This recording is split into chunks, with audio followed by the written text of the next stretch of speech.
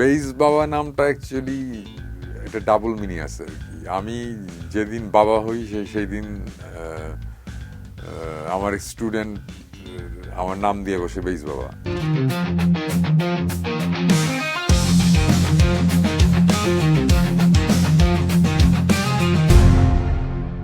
1990s বিশাল একটা special time আমার জন্য, আমার পার্সোনালি আমার জন্যে 90s বিশাল একটা স্পেশাল সময়। এই সময়টাতে অ্যাকচুয়ালি আমি বাংলাদেশের স্বীকৃত ব্যান্ডগুলোর মধ্যে একটা ব্যান্ডের চান্স পেয়েছিলাম বাজানোর জন্যে। প্রথম বড় বড় ক্রাউডগুলোর সামনে আসতে পেরেছি, কনসার্ট করতে পেরেছি, পারফর্ম করতে পেরেছি। সো এটা খুবই স্পেশাল একটা সময় আমার জন্য। একবার আমি আমার একটা ফ্রেন্ডের সাথে ফিলিংসের প্র্যাকটিস প্যাডে গিয়েছিলাম আমাদের প্র্যাকটিস দেখতে। তো তখন জেমস ভাইদের সাথে পরিচয় হলো, জেমস ভাই, ফান্ডি ভাই। তারপরে বেশ কয়েকদিন পরে হঠাৎ একদিন আমার আরেক ফ্রেন্ড ইমন, সে ড্রামার ছিল, সে হঠাৎ একদিন আমাকে কল দিয়ে বলে যে শোন, তুই কি ফ্রি আছিস নাকি, জেমস ভাই তোকে একটু ডাকছে প্র্যাকটিস প্যাডে। জেমস ভাইয়ের বাসাতেই প্র্যাকটিস হতো তখন। আমি বললাম যে জেমস ভাই আমাকে কেন ডাকছে, আমি জেমস ভাইয়ের বাসায়, মানে আমি খুব অবাক যে জেমস ভাই আমাকে কেন ডাকবে। বলে যে তুই আয়, পরে বলবে। আমি বললাম ঠিক আছে, অবশ্যই যাবো। তারপরে গেলাম জেমস ভাইয়ের বাসায়। তখন জেমস ভাই বললো যে এরকম আমাদের যদি একটা বেস প্লেয়ার দরকার, তুমি কি এমনি গেস্ট হিসেবে এমনি কয়েকদিন বাজিতে পারবা কিনা। আমি বললো, আমি তো পুরো আকাশ থেকে বললাম যে ফিলিংসের মতন ব্যান্ডে আমাকে বলতেছে বাজাইতে। আমি তখন মাত্র এসএসসি পরীক্ষা দিয়েছি, আমার এসএসসি পরীক্ষার রেজাল্টও বাইর হয়নি, জাস্ট এসএসসি পরীক্ষাটা দিয়েছি আর কি। সো আমি এরকম ছোট একটা মানে মিউজিশিয়ান, আমি ফিলিংস আমাকে বলতেছে বাজাইতে। সো আমার জন্য ব্যাপারটা ভেরি ইন্টারেস্টিং ছিল। আমি বললাম অবশ্যই আমি বাজাবো, আমি জানি না আমি কতটুকু করতে পারবো, বাট আমি চেষ্টা করবো, আমি অবশ্যই বাজাবো। কিন্তু খুব ইন্টারেস্টিং ব্যাপার ছিল হচ্ছে যে আমি বেস বাজালেও আমার তখন নিজের কোনো বেস গিটার ছিল না অ্যাকচুয়ালি। ফ্রেন্ডদের কাছ থেকে ধার করে নিয়ে আমি বেস গিটার বাজাতাম। তাই তখন জেমস ভাই বললো যে ওখানে একটা বেস গিটার ছিল, বললো তাহলে একটা আমাদের সাথে বাজাও। তখন আমি কিছুক্ষণ বাজালাম, জেমস ভাই আমার বাজানো দেখে খুশি হলো বেশ, যেটা আমার জন্য একটা বড় ব্যাপার ছিল আর কি। সো এইভাবেই অ্যাকচুয়ালি ফিলিংসে আমার ঢোকা। তারপরে কয়েকদিন পরে ফিলিংসের সাথে একটা কনসার্ট করবো, আমরা তখন প্র্যাকটিস করছি, কনসার্ট করবো মোস্ট লাইকলি ইঞ্জিনিয়ার্স ইনস্টিটিউটে, মোস্ট লাইকলি যতটুকু মনে পড়ে আমার। আমাদের প্র্যাকটিস শেষ, বিদায় নিয়ে আমি ব্যাক চলে যাচ্ছি। আমি তখন একটা বেবি ট্যাক্সি নিব, নিয়ে বেবি ট্যাক্সিতে উঠবো। ওঠার আগে আমি জাস্ট ফান্টি ভাইকে বলতেছি যে যে ঠিক আছে আপনারা তাহলে, অথবা আপনাদের ব্যান্ড টাইপের একটা কথা বলছিলাম। কথাটা এরকম ছিল যে আপনাদের ব্যান্ডে আমার নিয়ে আপনাদের চিন্তা করতে হবে না, আমি চলে আসবো। তখন ফান্টি ভাই একটা কথা বলছিল যে আপনাদের ব্যান্ড বললো না, বলো আমাদের ব্যান্ড। আমার তখন পুরো লোম টোম খারাপ হয়ে গেল আর কি, গুজ বাম্পস হয়ে গেল যে আমাদের ব্যান্ড বলছে বলো যে তুমি আমাদের সাথে বাজাচ্ছ, আমাদের সাথে বাজাবা। এইভাবে অ্যাকচুয়ালি আমার ফিলিংসে জয়েন করা আর কি। আমার তখনও বিশ্বাস হচ্ছিল না, এবং ওই কনসার্টটা তারপরে হয়, কনসার্টটা ইনফ্যাক্ট বেশ বেশ ইন্টারেস্টিং একটা কনসার্ট হয়, অনেক হিট একটা কনসার্ট হয়েছিল। সো ওইভাবেই অ্যাকচুয়ালি ফিলিংসে জয়েন করা। ফিলিংসের টাইমটাতে অসম্ভব রকম উপভোগ করেছি। অসম্ভব সুন্দর একটা সময় গেছে অ্যাকচুয়ালি আমাদের।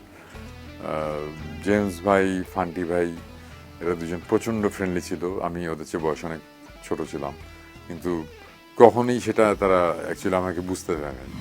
তারা সবসময় আমাকে অনেক স্নেহ করেছে, এই ব্যাপারে কোনো সন্দেহ নাই। আমাকে এনকারেজ করেছে। আমি অ্যাকচুয়ালি মেটাল ব্যাকগ্রাউন্ড থেকে এসেছিলাম, কিন্তু ফিলিংসে অ্যাকচুয়ালি ব্লুজি টাইপ গান হতো। সো ওই টাইপের গান করা আমার জন্য একটু ডিফিকাল্টি ছিল, এবং আমাকে জেমস ভাই বুঝাতো যে এইভাবে গান করতে, এইভাবে করলে এটা ভালো হবে, এইভাবে করলে খারাপ হবে, সবসময় অ্যাডভাইস দিত। এবং আমরা অ্যাকচুয়ালি একসাথে যখন আড্ডা দিতাম তখন মনে হতো না যে আমি একটা এসএসসি পাশ করে একটা ছেলে, মনে হতো যে ফ্রেন্ডরা মিলে সবাই আড্ডা দিচ্ছি, সারাক্ষণ আড্ডাবাজি চলতেছে, মিউজিক চলতেছে, মানে খুবই সুন্দর একটা সময় গেছে ফিলিংসে। ফিলিংসে থাকার সময় ইন্টারেস্টিং ব্যাপার হচ্ছে, ফিলিংসে আমি 90 থেকে 93 পর্যন্ত ছিলাম, ওই সময়টায় কোনো অ্যালবাম বের হয়নি, সো কোনো অ্যালবামে আমার গান নাই।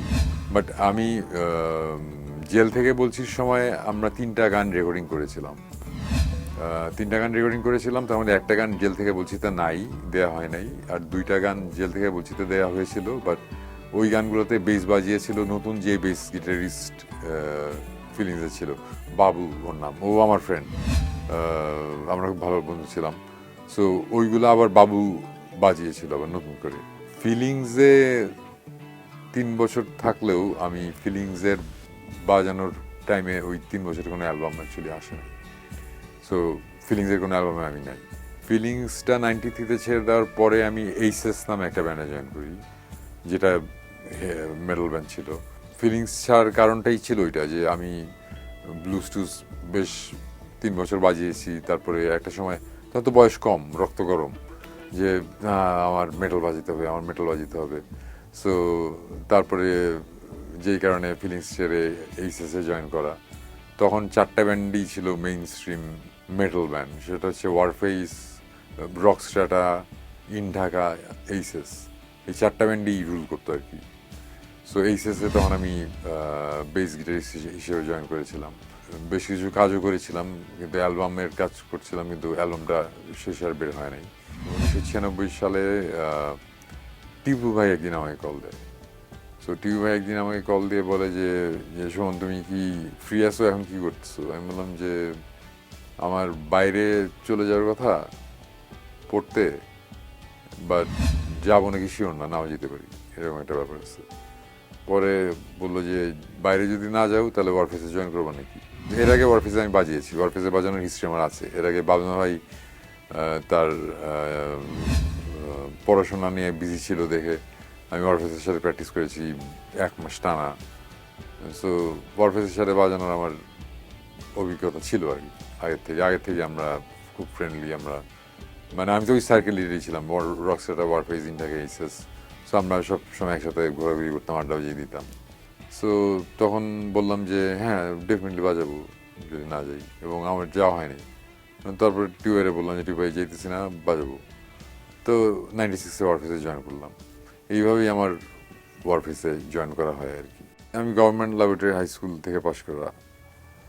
আমাদের স্কুলে একবার রকস্টারটা কনসার্ট করতে এসেছিল, রকস্টার, ওয়ারফেস, 2টা ব্যান্ডই। সো রকস্টার যে বেস গিটারিস্ট ছিল উনি সেদিন আসতে পারে নাই, বাজাতে পারে নাই কোনো একটা কারণে। সো ওই জায়গায় কমল ভাই বেস বাজিয়েছিল। তখন কমল ভাই দেখতে একেবারে বাচ্চা লাগতেছিল, একেবারে মানে বাচ্চা একটা ছেলে, মানে মনে হচ্ছিল আমাদের চেয়ে জুনিয়র বা আমার সমান বা আমার চেয়ে জুনিয়র হবে বোধহয়। বললাম যে এই ছেলেটা বেস গিটার নিয়ে এগুলো কী বাজাইতেছে, ইম্পসিবল জিনিসপত্র বাজাইতেছে, অ্যাবসার্ড ধরনের কঠিন জিনিসপত্র বাজাইতেছে। আমি পুরো অবাক হয়ে গেলাম যে বাংলাদেশে কেউ এরকম বেস বাজাইতে পারে বলে আমার ধারণা ছিল না, আমার একদম ধারণা ছিল না। আমি আয়রন মেইডেন শুনতাম, আয়রন মেইডেনের স্টিভ হ্যারিসের বেস শুনে আমি ভয়ঙ্কর রকম ইন্সপায়ার্ড ছিলাম, স্টিভ হ্যারিসের মতন বেস বাজাইতে হবে। আমি ব্ল্যাক সাবেথের গিজার বাটলারের বেস শুনে বলতাম যে গিজার বাটলারের মতন বেস বাজাইতে হবে। বাংলাদেশে কেউ স্টিভ হ্যারিস, গিজার বাটলারের উড়াই দেওয়ার মতন বেস বাজাতে পারবে, এটা আমার কল্পনার বাইরে ছিল আর কি।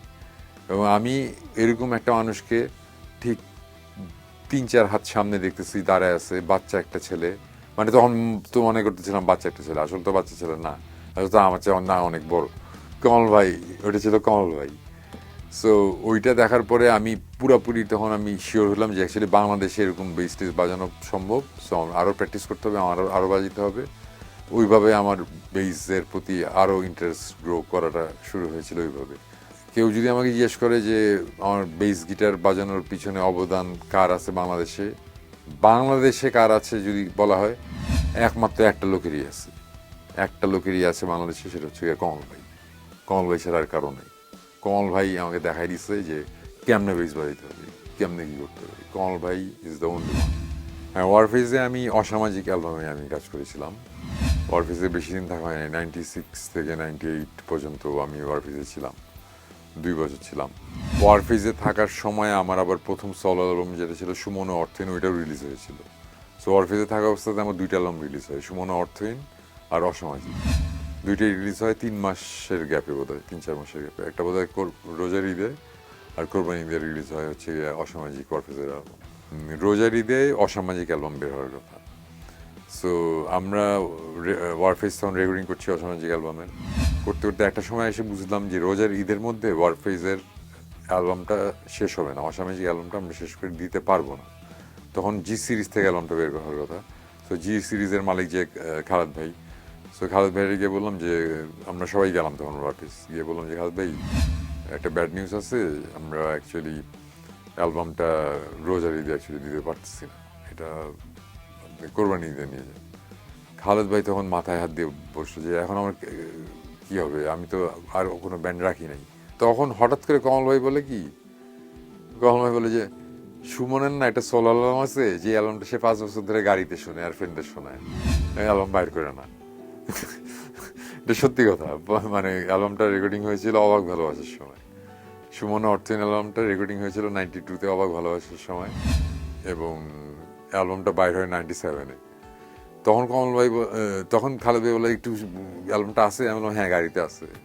গাড়িতে সুন্দর, বললাম যে হ্যাঁ গাড়িতে আছে। অ্যালবামটা নিয়ে এসে তখনই ছাড়লাম, শুনলো তোমার তোমার জন্য নয় কোন এক নিঝুম রাতে, এইসব গান টান শুনলো। শুনে টেনে খালেদ ভাই সাথে সাথে বলে এই অ্যালবাম আমি নিব, অ্যালবাম আমি নিবই। খালেদ ভাই তখন ওই অ্যালবামটা নিয়ে নিল, নিয়ে রোজার ঈদে ওই অ্যালবামটা ছাড়লো। ওই অ্যালবামটা ছাড়ার সাথে সাথে দেখা গেলো যে অ্যালবাম হিট। আমি বললাম যে কি হলো, অ্যালবাম হিট হলো কোথা থেকে, গান তো আমি গাই না, আমি তো শখের বাথরুম সিঙ্গার, এমনি অ্যালবাম করেছিলাম আর কি। অ্যালবামের নাম সুমন অর্থহীন। এখানে 2টা জিনিস আছে। একটা হচ্ছে যে অ্যালবামে একটা গান ছিল অর্থহীন নামে, একটা গান ছিল। ওই অর্থহীন গানে 8জন গিটারিস্ট ছিল। ওই অর্থহীন গানে 28টা সোলো ছিল, আমার বেস সোলো সহ। ওইটা খুব স্পেশাল একটা গান ছিল। ওই গানটা আমি একা গাই নাই, আমি আর সঞ্জয় মিলে গিয়েছিলাম। সো ওই গানটা আমার জন্য খুব স্পেশাল ছিল।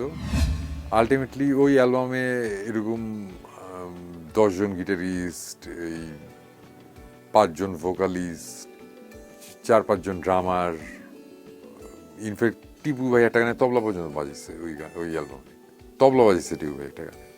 সো এরকম খুব স্পেশাল একটা অ্যালবাম ছিল, মানে একসাথে সবাই মিলে এটা একটা অ্যালবাম ছিল, এটা একটা ফেস্টিভ্যাল টাইপের একটা ব্যাপার ছিল। যে কারণে আমি সাথে সাথে ডিসিশন নিলাম এটা আমার সুমন নাম না দিয়ে অ্যালবামটার নামটা চেঞ্জ করি।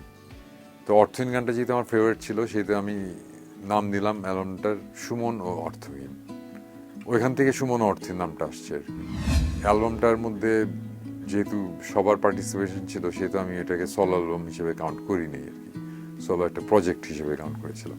সুমন ও অর্থহীন নামে অ্যালবাম করে ফেলেছি। তারপরে মাঝে মাঝে টুকটাক কিছু শো করতাম একটা অ্যাকোস্টিক গিটার নিয়ে, আরো 2-3 জন মিলে।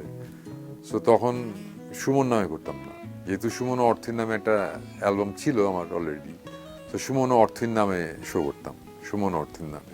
সুমন ও অর্থহীন নামে শো করতে করতে করতে একটা সময় এসে যখন ডিসিশন নিলাম, যখন ওয়ারফেজ ছেড়ে দিলাম, ওয়ারফেজ ছেড়ে দেওয়ার পরে বেশ অনেক মাস চলে গেল। তারপর ডিসিশন নিলাম যে না, ব্যান্ড ছাড়া আমি আসলে থাকতে পারবো না। আমার ওয়ারফেজ ছেড়ে দিয়েছিলাম যে আর ব্যান্ড করবো না, বিজনেস নিয়ে বিজি হয়ে যাবো, এরকম একটা কিছু। তো কয়েক মাস পরে দেখলাম যে অ্যাকচুয়ালি ব্যান্ড ছাড়া আমি থাকতে পারবো না, ব্যান্ড আমার করতেই হবে। তো তখন আমি সুমন অংশটা কেটে দিলাম, কেটে দিয়ে রাখলাম খালি অর্থহীন। 98-এর অক্টোবরে, তারিখটা মনে নেই। ওইভাবেই অর্থহীনের জন্ম আর কি। বেইস বাবা নামটা অ্যাকচুয়ালি একটা ডাবল মিনিং আছে আর কি। আমি যেদিন বাবা হই সেই দিন আমার স্টুডেন্ট আমার নাম দিয়ে বসে বেইস বাবা। আমি বাবা হয়েছি দেখে, not because I am the father of base, something not like that. ইন্টারনেটে চ্যাট করতাম আইআরসিতে, তো ওই চ্যাটিংয়ের সময় ওই নাম দিয়ে একটা নিকনেম দিয়ে ঢুকতে হতো। সো এই নিকনেম সে নিজে একটা নিকনেম বানায়, বেস বাবা নাম আমার জন্য বানায় ঢুকাই দিচ্ছে যে আপনার এই নামটা রেজিস্টার করে দিচ্ছি, এখন থেকে আপনি এই নাম দিয়ে ঢুকবেন, ওই নামটা ছিল বেস বাবা। ওই ওইভাবে অ্যাকচুয়ালি আমি ওই বেস বাবা নাম দিয়ে ঢুকতাম, ওই করতে করতে করতে করতে মানুষজন আমাকে বেস বাবা ডাকা শুরু করলো, ওইভাবে অ্যাকচুয়ালি আমার নামটা বেস বাবা আসে। কিন্তু সবাই ধরে নেয় যে আমি মিন করতেছি ফাদার অফ বেস, বাট মোটেও না, I am not a father of base. প্রথম দিকে তো খুব উইয়ার্ড লাগতো, তারপরে খুব ভাল লাগতো, আরই আমাকে বেস বাবা ডাকতেছে ভাব একটা। এখন খুব নর্মাল হয়ে গেছে, এখন ওই আমাকে কেউ সুমন ডাকলে যেরকম লাগে বেস বাবা ডাকলে ওরকমই লাগে। এটা নামের সাথে জড়িয়ে গেছে অ্যাকচুয়ালি, অনেক বছর হয়ে গেছে তো। দাঁত দিয়ে বেস গিটার বাজাতে হচ্ছে Jimi Hendrix, the legendary guitarist. জিমি হেন্ড্রিক্সকে ফলো করতো দ্বিতীয় নামে একজন গিটারিস্ট, দ্বিতীয় ভাই। He use to play in Sweet Venom নামে একটা ব্যান্ডে। তো সুইট ভেনম ব্যান্ডে যখন উনি বাজাতো, তখন একটা সময় একটা কনসার্টে আমার ডাক পড়েছিল যে আমি এসে যেতে বাজাই। ওই ব্যান্ডে সঞ্জয় গান গেতো, ওয়ারফেজের সঞ্জয়ের ভাই ড্রাম বাজাতো, দ্বিতীয় ভাই উনি গিটার বাজাতো, আর বেসিস ছিল আরেকজন। তো সে তখন বাজাতে পারে নাই, সো আমাকে তখন ডাকা হলো যে আমি যাতে একটু ওদের সাথে ওই কনসার্টটাতে বাজে। প্র্যাকটিস করতে গিয়ে দেখলাম যে সে ঘাড়ের উপরে বেস গিটার নিয়ে বাজাচ্ছে, দাঁত দিয়ে গিটার বাজাচ্ছে। আমি বললাম যে এগুলো কী করতেছেন? আমি বললাম যে এগুলো জিমি হেন্ড্রিক্স করে, আমিও করি। আমি বললাম যে কেমনে করেন, আমার একটু দেখান তো। সে তখন সুন্দর করে দেখালো যে এটাই হবে, এটাই হবে, এটাই হবে। তখন আমি ওইগুলো রপ্ত করার চেষ্টা করলাম যে আচ্ছা ঠিক আছে, গিটারে না হয় সে করতেছে, বেইজে তো জীবনে এগুলো কেউ করেনি, বেইজে করলে কেমন হয়। তারপরে বেইজে জিনিসগুলো প্র্যাকটিস করলাম করে, তারপরে কনসার্টে ঘাড়ের উপর নিয়ে বেস বাজালাম, দাঁত দিয়ে বেস বাজালাম।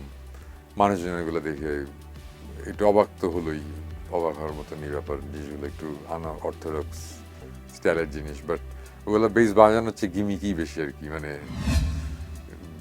মিউজিকটা যতটা না হচ্ছে, মিউজিকের চেয়ে সার্কাস অ্যাকচুয়ালি একটু বেশি হয় আর কি। তো ওই মাঝে মধ্যে একটু সার্কাস করতে হয়, আমরা করি আর কি। 92-তে আমার সুমন ও অর্থিনের রেকর্ডিং হয়। সো অ্যাকচুয়ালি 92 থেকেই অ্যাকচুয়ালি রেকর্ডিং, গান লেখার প্রসেস, গান কেমনে লিখতে হয়, শুরু করতে হয়, আমার এটা হঠাৎ করে একদিন, এটা আমার এখনো মনে আছে, 92-র অক্টোবরের 4 তারিখ হাতে কাগজ কলম নিয়ে বসলাম, অ্যাকোস্টিক গিটার নিয়ে বসলাম, দেখলাম যে হঠাৎ করে আমি লেখা শুরু হয়ে গেল। মানে একটা লাইন আসলো, তারপরে একটু গিটার নিয়ে একটুখানি গোতাগুতি করতে করতে দেখলাম যে আরেকটা লাইন আসলো, আরেকটা লাইন আসলো, আরেকটা লাইন আসলো। তারপর হঠাৎ করে দেখলাম, বুঝলাম যে আধা ঘন্টা 45 মিনিটস পরে বুঝলাম যে আমার একটা পুরো গান লেখা হয়ে গেছে, গান সুর লেখা সুর দুটোই হয়ে গেছে। আমি তখন খুব অবাক, একটা গান লেখা ফেলাম 45 মিনিটে। এবং তারপর থেকে নেক্সট 1 মাসের মধ্যে আমি 17টা গান লিখলাম, সুর করলাম। গান লেখা শুরু করাতে আমার সমস্যাটা হয় নাই। যখন রেকর্ডিং শুরু করার সময় আমার অ্যাকচুয়ালি গানের অভাব ছিল না, গানের অভাব কখনো হয় নাই। এখনও আমার কাছে অনেক গান পড়ে আছে। ইনফ্যাক্ট এই মুহূর্তে আমার কাছে অ্যাটলিস্ট 2টা অ্যালবামের সমান গান লেখা শুরু করা আমার পড়ে আছে। আমার লেখা প্রথম গান হচ্ছে সে, গানটার নাম সে। এই গানটাই আমি অক্টোবরের 4 তারিখ 1992-তে লিখছিলাম। এই গানটা সুমন অর্থিন, আমার ফার্জি অ্যালবাম, ওই অ্যালবামে আছে।